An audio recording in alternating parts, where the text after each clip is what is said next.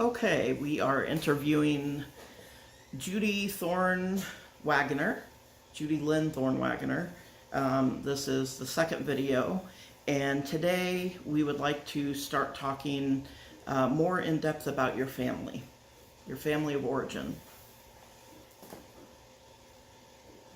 Well, my father's name was Thorne, his last name, and his family is originally British, way back. But there's a lot of mixture in all of my ancestors because almost all the people in central Illinois came from the same New England states and traveled together a lot, and a lot of them moved into the same communities, at least for a while, and before they traveled on. So there's a mixture there. But and then my mother's family is German, and her mother's family was German. Her father's family was British from Devonshire in England, and my dad's family was, my grandmother was Scottish. Her family was mainly Scottish. And French. And my grandfather Thorne's family was the same as my dad's, mainly British. And Tell me about your immediate family. my mother was Juanita June Ridgely. She married Kenneth Dale Thorne, and they vaguely knew each other before they met because both of their grandparents knew each other. They lived in the same community, which was a little ways out of Lawrenceville, Illinois. It was a farm community. And the Lappins and the Ridgely's. Well, the Lappins, yeah, and not the Ridgely's. The Lappins and the Thorne families lived at least 20 miles apart. They didn't really know each other that well, but because of their parents having lived in the same community, and they went to the same church that I grew up in, Fairview EUB Church. In that area, a country church, they knew of each other, because of their parents. And so my mother and dad, they had a mutual friend, and I don't remember that person's name, but he got them together. And they were in their early 20s, and they decided they liked each other and they wanted to get married. And I think they were 22. They were when they got married. Yeah. And they, in the meantime, my mother, Daddy didn't go to high school, not until later. He went back and got a diploma, but he never went to high school. He didn't like school. He had a couple of teachers through the years that were mean to him, he thought, and they kicked him and things like that, so they were really mean to him. He was a very stubborn person. I'm sure as a child, so I can see why he would get in trouble that way. But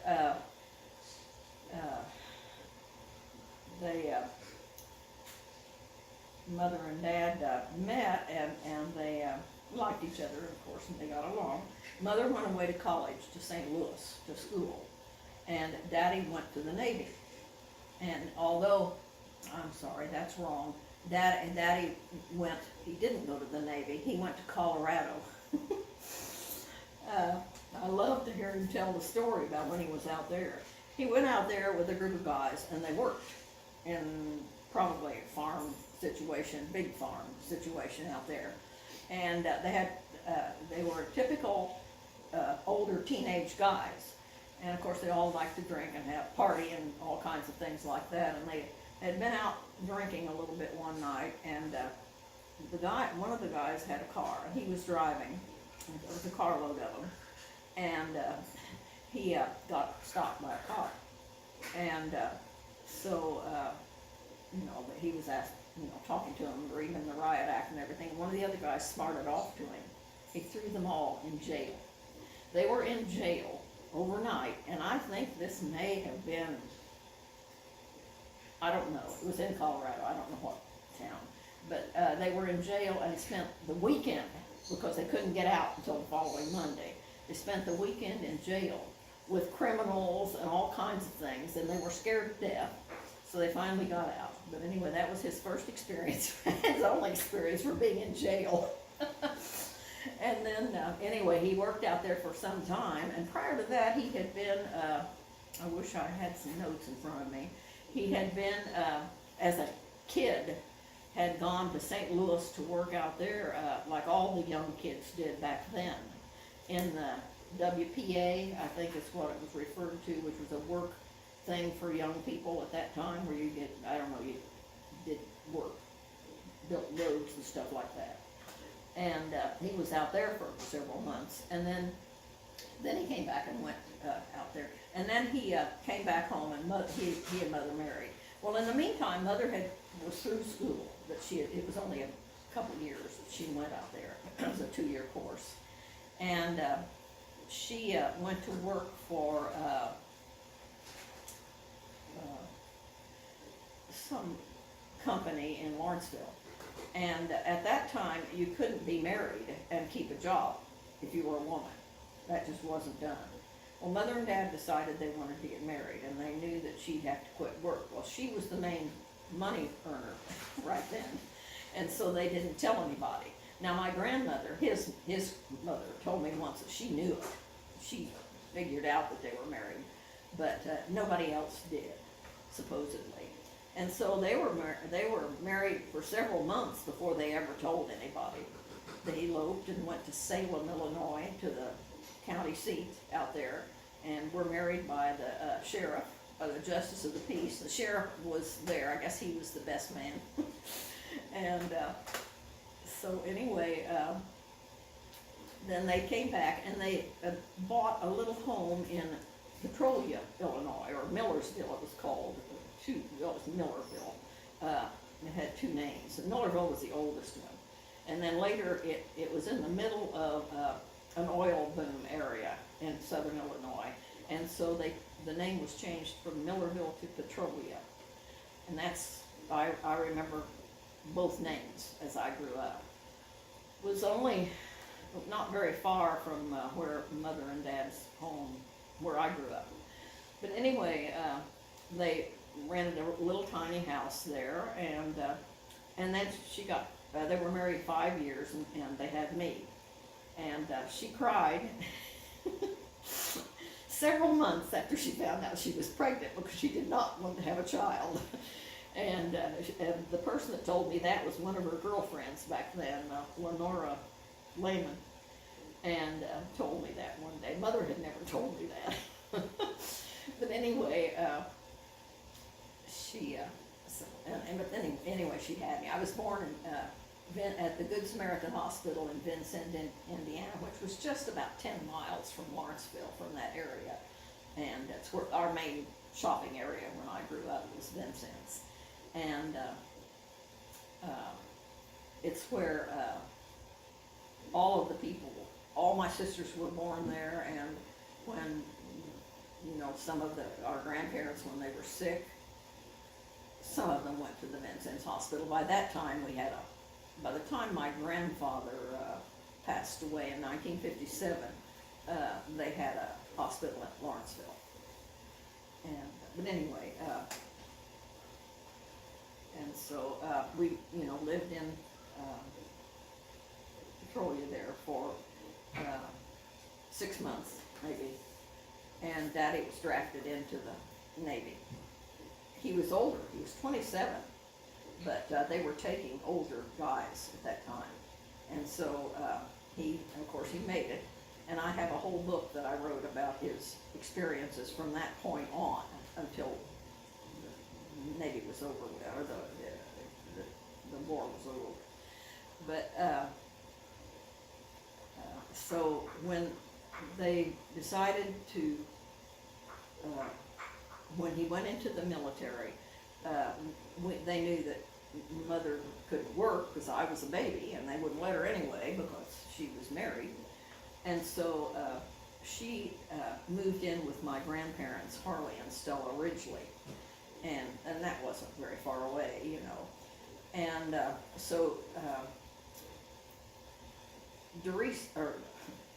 I was born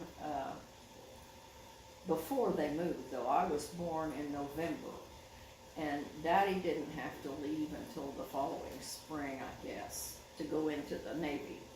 And so in that time, they sold everything they owned, and Mother and I moved into my grandparents' house. And they had a nice big empty bedroom where Mother and I lived. And then later on, that became their big kitchen. They had a little tiny kitchen prior to that. And it was a big old farm home in the country there from Lawrenceville. Yeah, I know you talked some about that last time. Okay. And so anyway, we lived there until Daddy got, 2 years later, Daddy got out of the military when I was born. So it was, and that was in 1945 when he got out, I guess, about that time. And we, shortly after that, then they bought this old farm home that he had turned into their beautiful country home they had there. I don't know if I talked about that before. Yeah, you talked about where you grew up. Okay. Mm-hmm. And so anyway, we moved there. And then in 1947, Linda was born. And she was so cute. She was a cute little white blonde hair, real curls all over her head. And she was so cute, but she was tended to be a little shy, and she cried a lot. She wasn't colicky. It wasn't that. She just, life was kind of a struggle for her for a while. And but she was healthy, cute. Oh, she was a cute little thing. And then 2 years after that, Gloria was born. And Gloria was dark hair with straight hair that would stand out all over her head. Mother could never keep her hair controlled. And of course, when Gloria got to be senior in high school, she became a beautician and fixed her hair beautifully for a long time. And so anyway, we had a good childhood. Did I talk to you about the childhood that growing up? Moving to the house where we lived in. You talked about the physical properties. You just didn't talk about like the personalities. Okay. And what your sisters went on to do and growing up with your sisters. Okay, did I tell you about Daddy fixed the house up? Yes. And the concrete sidewalk and the concrete garage floor, and because I skated on that. I had an old pair of roller skates that were Mother's, and I skated all the time. And the girls were always in my way, they were so cute. But anyway, so I don't know. We lived there. I lived there my entire life until I got married. Tell what your sisters ended up doing with their lives, and Okay. then. Well, my sisters both went to kindergarten in Bridgeport. They went to seed school in Bridgeport, which was an old two-story, big old square two-story school, like the one that I went to. I went to Tracy School when I first was in 5th grade, and then they built a new school. We'll talk about your schooling after. I didn't tell you that before? Not yet. All right. Yeah. And so they went there, and then and continued at seed school then and it was so cute when they graduated from kindergarten. They all had red caps and gowns. It was so cute. When they then they took their first 4 grades at seed school. Both of them did, 2 years apart. And then they rode the bus. There was a school bus all the time for all of us. And of course, at that time, I was in grade school, and I went to Tracy across town in Bridgeport from seed school. Any memories you want to share with your sisters? We always had a good time. We fought a lot. They were always the two of them. They were, they were close in each other's age, and they were always in my, bothering me. They would tease me a lot and get in my stuff, but,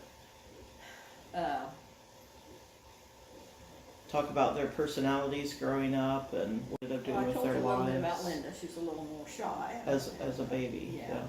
And as a little kid, she was. And Gloria was more outgoing. She was funny. She was so funny. She would, she was. And they both participated at church like I did at Fairview Church. They learned their pieces that we had, and they learned, they learned their little songs and went to Sunday school. We always went to Sunday school. And we'll talk about church later too. Okay. And then, they got along just fine. And then when they went into 5th grade, or no, there was a new elementary school that was built. It was built, I think, the year that I graduated in the 8th grade, or maybe before that, and that was out a little ways, but it was still in Bridgeport. It was a beautiful new, modern-looking school, and they both went there. Linda played I think they both played in the band when they were in school. Linda always played a flute, and I'm not sure if Gloria did time or not, and I don't know what she played now. And but in fact, I think Linda still has the flute she played all through. She did that all through high school too. And they liked going to the grandparents' house, but none of them liked it like I did. And that was my second home, because I was over there so much when I was littler. And but we always loved Christmas. Did I talk about Christmas? Do you want me to talk about that now, or? I can't remember if you talked about it, so you're welcome to talk about it. We always had wonderful Christmas time and decorated our Christmas tree. And lots of times when we were little, Mother and Dad always had several cedar trees going around, or they owned the woods, and we'd go out in the woods and Daddy would cut a little big cedar tree and bring in, and we decorate it, and we usually put popcorn on it and stuff like that. Mother always had a lot of Christmas decorations out, and we'd put wreaths on the door and different greenery and stuff like that, and that was lots of fun. We were always really excited at Christmas, and I remember every Christmas morning, how we'd get up, tear up all our gifts. Occasionally through the years, we'd lose something, and Daddy'd have to go out through the trash and see if he could find it. It would get tossed out with the wrapping paper. But, and we always loved that. We always, got toys and clothes. Mother always made sure we had some clothes too. And then Daddy played with us a lot. He'd ride us,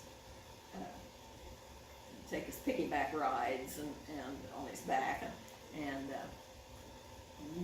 Mother would take walks with us, and she taught us a lot about nature through the years. Me and both of us, we'd go mushroom hunting even when we were little. But at church we always had activities at Christmas, and we'd have snow, play in the snow every year. And not as much as a lot of people do. Southern Illinois had a lot of mud, and it had a lot of snow too. I lived on a gravel road, so it was dusty in the summertime. And we didn't have very many close neighbors, just some boys across the street, and that's about it. And so I didn't really have a lot of playmates other than my little sisters until I went to school. And, You can tell what your sisters did with their lives and their families. And now? Yeah. As their families, after they grew up? Yeah, we just want to make sure we cover your sisters. Well, my sisters both went to Bridgeport High School, and they were active, very popular and active. They were both queen candidates and things, you know, and Linda, like I said, Linda was in the band, and I think Gloria, they were in the chorus, and I don't recall for sure what Gloria played in the band. She was probably in it. And they were active at church. We all had youth fellowship at church, and that was fun. We enjoyed that. And, Didn't Aunt Linda and Uncle David meet in high school? well, actually, where they had to have met at church, because Uncle David's grandparents went to our church, the Ray Smiths. Ray and Algona Smith were David's grandparents. They were his dad's family. And Ramona was his aunt. Ramona Smith Yeah. was his aunt. Yeah, Yeah. she was my Sunday school teacher all Yeah, those years. I And there's remember two Algona probably. and Ramona. Yeah, and they were next door neighbors to my grandparent Ridgely's. And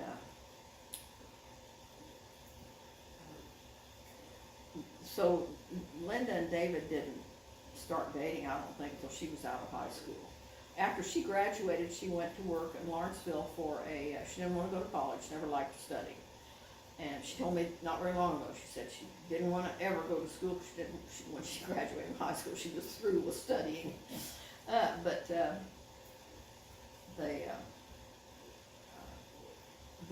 Linda met David through church. I can remember David and his brother, J.D. J.D. was a year older. They were 11 months apart and kept his parents busy. And they were active, big, really active, noisy kids.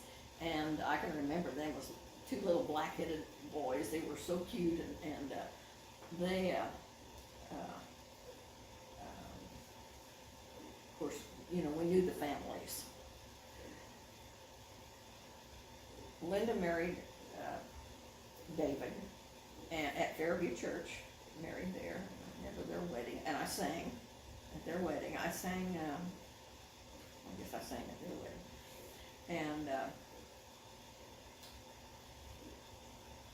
And Linda always had lots of girlfriends. She had nice girlfriends. She stays in touch with them even today, a lot of them. They were all nice kids. We were all lucky, all of us. Possibly because we were raised in the church. It was a United Brethren church, which later became Methodist. Fairview was the place. But just north of Bridgeport, Illinois. Just a few miles, about a mile and a half from where I grew up. But all of our girlfriends came from nice families and have always been good people. Nice girls. And then Gloria, she graduated from Bridgeport High School and had lots of friends. And she knew Jeff Gray from Bridgeport. His parents, the Grays, there were a lot of Grays in Bridgeport. They were all fairly wealthy people. And she married Jeff. Nice kid. He didn't have any brothers or sisters. He had wonderful parents. They were really nice people. And she was married just right after high school. And he was going away. He was a little older than her, maybe not much, but a little. And he went to Eastern Illinois University. And so they moved up there and lived in an apartment there, a nice apartment. And I can remember visiting them at the time. And his mother collected antique glassware. She had a fabulous collection of that, just absolutely beautiful. She was from Lawrenceville, and his dad, of course, grew up in Bridgeport. And so Gloria and Jeff, when he graduated from college, they moved back to Bridgeport and bought a great big old home there on That Church was beautiful. Street. I remember that. It was a very pretty home. All the Yeah. homes on Church Street were old and big and pretty. They lived there for until after both boys were born, I guess. Yeah. And and Jeff worked for an insurance agency for a while. He majored in business, and then years later, years later, he started working to help at the local funeral home in Bridgeport, which was run by the Hammer family. Janet, their daughter, was a good friend of mine in high school, and I can't tell you the time frame, but Mr. Hammer passed away, and they sold the funeral home to Steve Cunningham and his wife Judy. Judy Devonshire. She was from Chansey, where Darwin grew up. And Steve and they lived there in Bridgeport. Right at the funeral, there was a home there where they lived. And his parents had a furniture business in Bridgeport for years and years. And so Steve has been successful in the funeral business all these years. He's still in it. He's been very successful. And Jeff, well, I'm getting ahead of myself. Okay, Gloria and Jeff. Well, I guess after Jeff was to the point where he was disillusioned with the insurance company, I don't know what agency, but insurance company in general, he started working part-time for Steve Cunningham. He was running emergency services and things like that, I think, then for a while.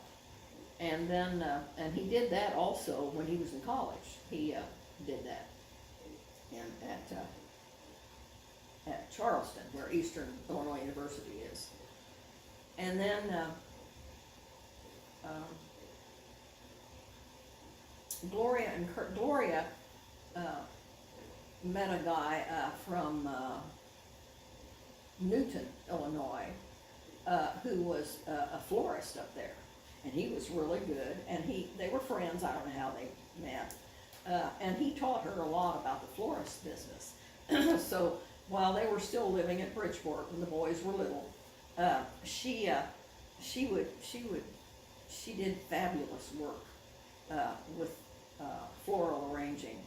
And so she went to some of the Gray family, one of the business, they had some businesses there, and one was a loan company, and she built her own standing little flower shop. And that was a nice very shop. cute. Yeah, it was very cute, and she was extremely busy. Even though Bridgeport was a tiny little town, she was extremely busy. And you know, when you would have funerals and weddings and prom and Mother's Day coming about the same time, I mean, she would work 24 hours straight. And Jeff wasn't too enthused about that business. He liked the income from it, of course. They did fairly well, I think. But he was busy in his own thing, in the insurance business. He didn't want to do that. Well, then he started working for Steve Cunningham. And so Gloria and Gloria And Jeff. No. Yeah. Gloria and Jeff divorced. And it was a sad occasion. Sad for both families because we were all so intertwined. We knew everybody, you know, in the families. And so Jeff, I don't know where he went. He did go to mortuary school at Vincennes University. And that was good. He started in that business, and he was an associate then there for several years with Steve Cunningham at Bridgeport. And then Gloria temporarily moved to Monticello, Illinois, where our sister Linda lived, and met one of her former, I don't think he was a boyfriend, but somebody she knew through David, through our brother-in-law up there. And so they, after a period of time, years, or I don't know how long, they married. And so they both, he was from Monticello too, as well as Linda, where she lived after she got married. And so his family was there in Monticello. And so they've lived in Monticello all these years since. And Gloria always loved antiques. She learned a lot of that from Jeff's mother. And they bought an old home there in Monticello, which is a lovely town full of old homes, summer mansions. Just It's a nice lovely house. town. It's not far from Champaign, Illinois, where the University of Illinois is. And Aunt Linda's house also was very nice. Yes, and hers was one of the oldest in the town, and her son lives there now. But anyway, Gloria, they moved there, and they raised their boys there in school. Jeffrey and Ryan, those were the two boys they had. Jeffrey was the oldest, and then Ryan, and they started out at Bridgeport as children, and it was fun at Bridgeport. In the meantime, Darwin and I had traveled around, and he traveled. He graduated from Southern Illinois University in Carbondale, got his master's degree there, and we had Doris. In fact, we had you when he was getting his master's degree. Mm-hmm. And we'll get to that. I know you will, but well, I wanted to tell you this one story. Yeah. Doris and I, for a while, when Darwin and I were separated, we stayed at Mother and Dad's house for a while. In between, I had been teaching, and then I had to get a new job somewhere. And while I was waiting and it was late in the year, it was not in the summertime when you're usually finding teaching jobs. And so we lived at Mother and Dad's, and it was such fun because you were just about ready for kindergarten at that age. And of course, Jeffrey was a year younger than you, and then Ryan was 2 years younger than that.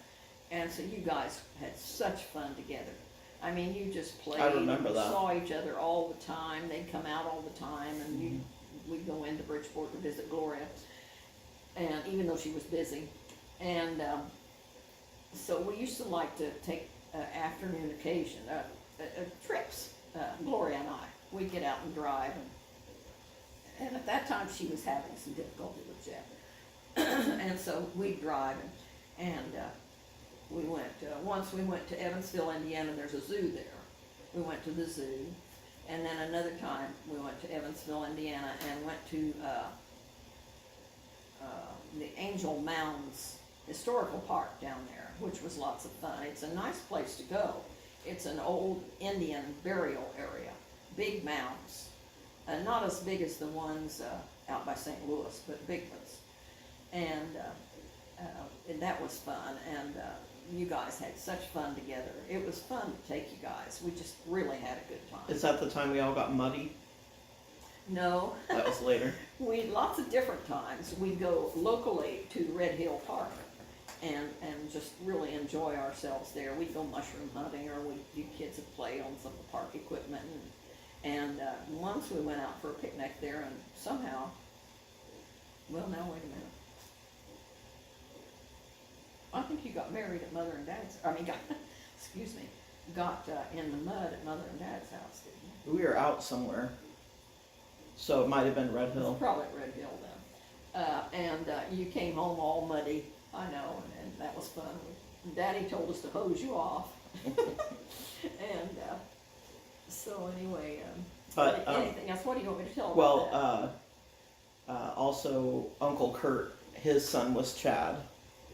Yes. Is Chad. Yes. And then Aunt Linda and Uncle David went on to have Laura, Dana, and Dee.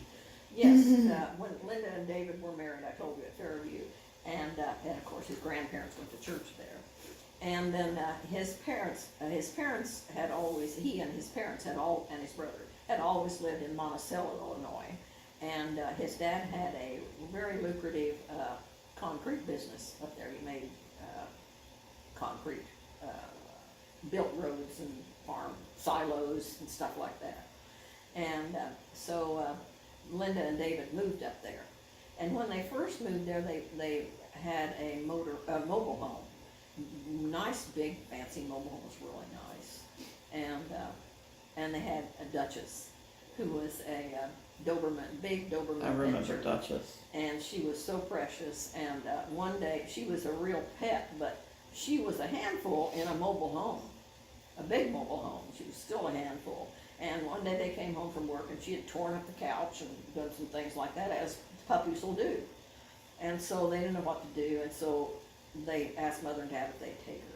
And that was the best thing in the world that ever happened to that dog, because Mother and Dad had 40 acres for that dog to run around in. And she was such a precious, affectionate dog. And she would,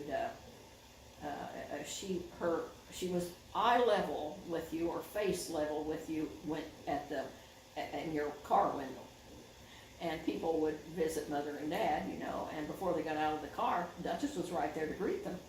And of course they saw her with that great big mouth and her tongue hanging out, and she was so happy to see everybody. And so they'd be scared to death to get out of the car.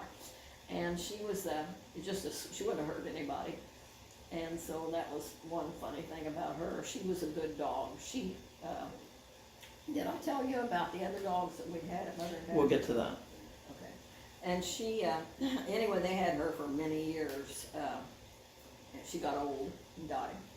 And she lived a happy life. Once upon a time, they had a tornado hit. And it did some damage, not much to their house, a little bit. He had to, re-roof it and had to do a little bit of repair work on the outside. It didn't tear anything up totally. Did hurt some of the, a little bit. One of his farm, he had an open machine shed he had built, because he always kept a tractor and things like that. He had 40 acres. He didn't farm. He was never a farmer. But he, of course, he grew up on a farm, so he knew all about farming. And but he always had worked for the Marathon Oil Company up there. That's why we were so close to Petrolia, I told you. But anyway, the storm hit in the middle of the night. I remember it because I was upstairs asleep for some reason. I think that was the time. And anyway, there was a lot of noise. And Mother and Dad, we had storm windows that opened out. And Mother and Dad were up there in my room holding that storm window shut. And anyway, the storm Duchess had a doghouse, and they would tie her up there at night. Rolled the doghouse with her in it. And after that, she was absolutely petrified. If it started to thunder, she tore up the screen to get into their porch that they had. She had to get in the house, and so Daddy had to rebuild that porch a little bit. But they would always let her in the house when there was stormy weather at night. The daytime there was no problem. Anyway, that was Duchess. And Linda and David had Duchess, and they loved her, but Mother and Dad took her. And so after they moved from, they lived in several old homes there that they rented in Monticello. One had a great big round living room window. I remember that. It was so beautiful. And they had a